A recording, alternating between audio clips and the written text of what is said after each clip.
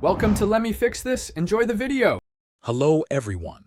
In this video I will show how to make crunchy quinoa puffs at home.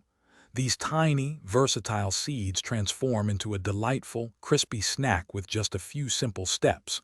You will need raw quinoa, a fine mesh strainer for rinsing, and a sturdy, heavy-bottomed skillet. The most crucial step is ensuring your quinoa is thoroughly dry before you begin the puffing process. First, take about 1 cup of raw quinoa and rinse it thoroughly under cold running water using a fine mesh strainer. This removes the natural bitter coating called saponins.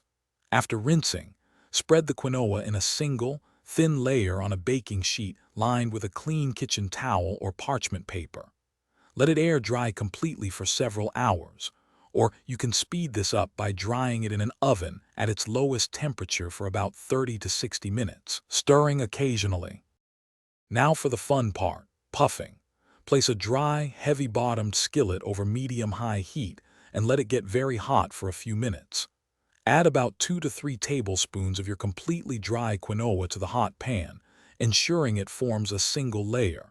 Shake the pan constantly for about 15 to 30 seconds.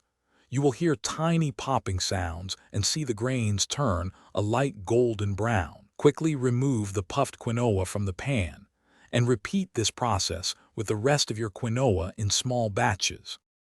Once your quinoa puffs have cooled completely, it's time to add some flavor. For a sweet option, sprinkle them with a mixture of cinnamon and a touch of sugar. If you prefer savory, a pinch of salt, a dash of garlic powder, or even some nutritional yeast works wonderfully.